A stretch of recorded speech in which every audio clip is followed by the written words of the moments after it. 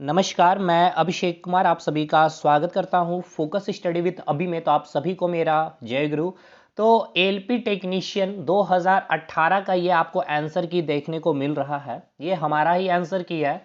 अब 2024 में आपको पता है कि एलपी में केवल ट्रेड आपको पढ़ना है, टेक्नीशियन से हटा दिया गया। तो इस वीडियो के माध्यम से आप ये जानेंगे, सबसे पहला पॉइंट, कि ट्रेड को आप कम से कम समय में कैसे तैयार कर सकते हैं, जिनका केवल मकसद एएलपी एग्जामिनेशन है। ठीक है। इसके बाद अगर आपको कोई और भी पीएसयू की एग्जामिनेशन देनी है आईटीआई बेसिस पे, उसकी मैं बातें नहीं कर रहा हूं। मैं बस, क्योंकि देखिए अपना कोई ऐसा नहीं था कि हमने आईटीआई डिग्री कर रखी थी उसके बाद इस एग्जामिनेशन को दिया था, बीटेक था। तो इसीलिए कह रहे हैं क्योंकि बहुत सारे स्टूडेंट ऐसे होंगे जिनको या आईटीआई किए होंगे या आईटीआई नहीं भी किए होंगे, केवल उनका इस पे ही फोकस होगा एएलपी के ऊपर। तो कम समय, मिनिमम आप अगर 25 दिन का समय देते हैं तो आप ट्रेड क्वालिफाई कर जाएंगे। ये प्रैक्टिकली पॉसिबल मैंने किया है, आप भी कर सकते हैं। लेकिन कुछ चीज़ों को समझना होगा, अंत तक वीडियो में बनी रहिएगा, हर एक चीज़ आपको समझ में आएगी। सबसे पहले तो ट्रेड क्वालिफाई करना आप सीख लेंगे। इसमें आपको टोटल 75 क्वेश्चन पूछे जाते हैं। यकीन मानिए, मैंने आउट ऑफ 75 कितना अटेम्प्ट किया होगा? 50, 55, 60 नहीं, केवल और केवल 40 अटेम्प्ट किए थे। अब इस वीडियो में आप ये भी समझेंगे कि अटेम्प्ट और एक्यूरेसी कितना मायने रखता है आपके एग्जामिनेशन, खास करके एलपी या फिर टेक्नीशियन या जेई या ग्रुप डी रेलवे के एग्जामिनेशन में। आप यहाँ रोल नंबर देख पा रहे हैं, अभिषेक कुमार नाम हो गया। पार्ट ए और पार्ट बी यानी कि ट्रेड फीटर जिसे हमें क्वालिफाई करना होता है। पार्ट ए का 70% मार्क्स और फिर सीबीएटी, इसके ऊपर भी मैं एक वीडियो लाऊंगा अपना ही स्कोर कार्ड के माध्यम से, पांचों टेस्ट को क्वालिफाई किस प्रकार किया था। 30% उसके मार्क्स फिर मेरिट में ऐड होते हैं। ठीक है, यह है एक बेसिक सा जानकारी, आपको भी पता होगा। तो सबसे पहले अपना आंसर की आप पहले एक बार देख लीजिए, क्वेश्चन क्या क्या पूछे गए थे, उसके बाद मैं आपको बतलाता हूं कि ट्रेड आपको कैसे पढ़ना चाहिए। और 40 क्वेश्चन अटेम्प्ट में आपको 27-28 सवाल सही होने चाहिए थे। ठीक है ना, क्योंकि आउट ऑफ 75 क्वेश्चन कितना है? 27-28, यही कट ऑफ है क्वालिफाई करना। इसमें हमारा मेरिट नहीं बनता है, केवल क्वालिफाई करना था। तो मैंने सबसे पहले ये चीज़ समझ लिया था कि भाई ये पेपर जो है ट्रेड हमें केवल क्वालिफाई करनी है, ना कि हमें यहाँ पर अपना ज्ञान का प्रदर्शन करना है। पहला चीज़ तो ये दिमाग में रखा था। दूसरा, हमने ये सोच रखा था कि हमें 100% सिलेबस अपने ट्रेड की कंप्लीट नहीं करनी है। आप फिटर हो, इलेक्ट्रीशियन हो, मशीनिस्ट हो, कोई भी हो ट्रेड में। तीसरा चीज मैंने क्या देखा? तीसरा चीज सबसे पहले मैंने ये फोकस किया, देखिए बहुत इंपॉर्टेंट चीज है। पहला मैंने ये देखा कि मुझे इसमें बहुत ज्यादा ज्ञान नहीं लेना ट्रेड को। दूसरा, 100% सिलेबस कंप्लीट नहीं करना है। तीसरा, वो सबसे पहले टॉपिक फाइंड आउट करेंगे फीटर का, जो सबसे मोस्ट इंपॉर्टेंट और सबसे ज्यादा वेटेज रखता है। मतलब जिस टॉपिक से 2, 3, 4, 5 सवाल पूछे जाते हैं, सबसे पहला टारगेट उस टॉपिक को खत्म करना है। खत्म करना इन द सेंस कि कंसेप्चुअली उसके एकदम जितने भी बेसिक से लेकर एडवांस कंसेप्ट बन सकते थे उसको समझ करके खत्म करना है, ताकि इस प्रकार से कि अगर वहां से एग्जाम में क्वेश्चन पूछ लिया जाए तो वो गलती नहीं होगा अपना। तो ये तीन चीज मैंने बहुत ही अच्छे से मैंने अपने माइंड में सेटअप कर रखा था। आप भी अपने ट्रेड की तैयारी कर रहे हैं तो सबसे पहला काम ये करिए कि नॉलेज के लिए नहीं, केवल पेपर क्वालिफाई करना है आपको। ये ट्रेड पेपर, देखिए बोला जाता है कि हमें ज्ञान के लिए पढ़ना चाहिए, देखिए ये सब चीज़ें नहीं है। आपको केवल ट्रेड नहीं है भाई, आपको बहुत सारे maths, reasoning, science, GK, current affair, फिर अदर एग्जाम के भी आपको देखने होते हैं सब चीज़। ठीक है ना, और आपने कभी ट्रेड पेपर पढ़ा नहीं होगा। तो इसीलिए मैं कह रहा हूँ केवल नॉलेज के पर्पज़ से नहीं, केवल हमें एग्ज़ाम क्वालिफाई करने के पर्पज़ से आपको ये पेपर को पढ़ना, ये ध्यान रखेंगे। दूसरा काम, अपना 100 सिलेबस कवर नहीं करना होगा। तीसरा, सबसे इंपॉर्टेंट टॉपिक को निकालेंगे, उसके प्रायोरिटी को सेट करेंगे कि जैसे कि लेथ मशीन से मुझे पता है 4 क्वेश्चन पूछे जाएंगे, तो पहला प्रायोरिटी है। उसके बाद मुझे पता है टॉलरेंस से आपका 1-2 क्वेश्चन पूछा जाएगा, उसके बाद की प्रायोरिटी में रखूंगा। लिमिट से आपको एक सवाल पूछे जाएंगे, उसके नीचे में मैं उसको प्रायोरिटी रखूंगा। तो इस तरह से अपना प्रायोरिटी सेटअप था। लेकिन एक चीज ये था कि अगर लेथ मशीन में पढ़ के जा रहा हूं, क्योंकि मान लेते हैं 15 टॉपिक है फीटर में, ठीक है।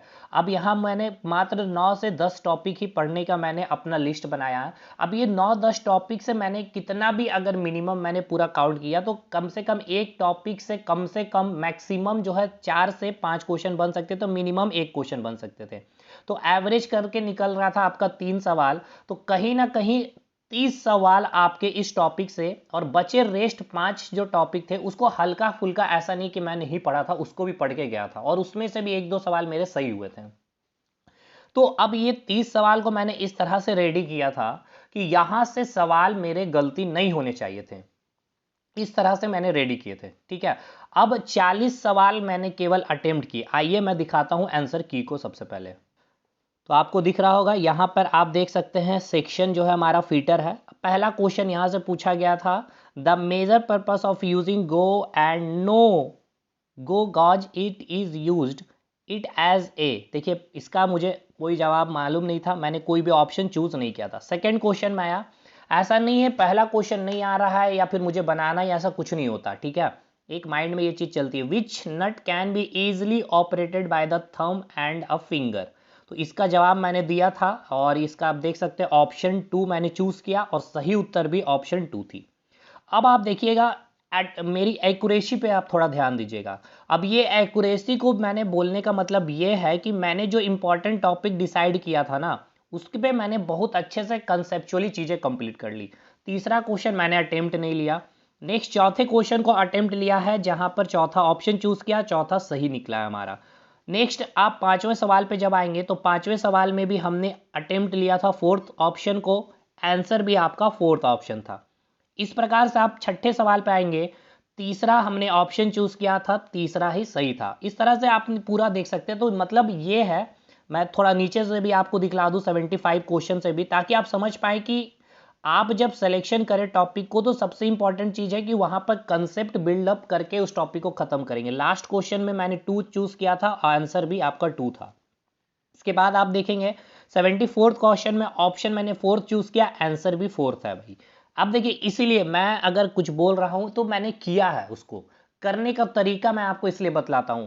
ये अब इसका आंसर 4 था, मैंने चूज किया था 2, तो ये एक गलत आपको दिखा। तो देखिए एक्यूरेसी देखिए और अटेम्प्ट, तो अटेम्प्ट मैंने कहा ना मात्र 40 सवाल अटेम्प्ट रहे हमारे आउट ऑफ 75 में, और इसमें मुझे लाना कितना था, 40 में 27 सवाल सही करने थे। 40 में मेरे गलती, एक मिनट भाई, 40 में मेरे गलती कितने हुए थे, तो 6 क्वेश्चन गलती हुए थे, यानी 34। ठीक है, अब 6 क्वेश्चन गलती हुए यानी कि 1/3 करते हैं तो 2 मार्क्स माइनस करेंगे तो 2, यानी कि 32। देखिए 27 की नीड, 28 की नीड, मैंने 32 ले आया था, क्योंकि हमारे पास समय भी बहुत कम थे उस समय और बहुत सारी चीज़ें थी उस समय। सिलेबस के बारे में आईटीआई को पढ़ना बहुत नया था, इस बार तो सब कुछ आप लोग जान भी रहे हैं। इसके बाद यहाँ पे देखिए कोई अटेम्प्ट ही नहीं लिया मैंने, बहुत सारे क्वेश्चन यानी कि 35 क्वेश्चन मैंने स्किप किए भाई, और बहुत चैलेंजिंग था। लेकिन हाँ, एग्जामिनेशन हॉल में मैं पूरा फिक्स था कि मेरे ट्रेड तो भाई क्वालिफाई है। पेपर पार्ट 1 में जो भी होगा कितने मार्क्स आएंगे ये तो नहीं था, लेकिन हाँ मेरा ट्रेड क्वालिफाई है, क्योंकि इतने अच्छे से मैंने एक्यूरेसी बनाई थी, चीज़ों को समझा था। ऑप्शन 3 देखिए, यहाँ भी ऑप्शन 3 इसका सही उत्तर है।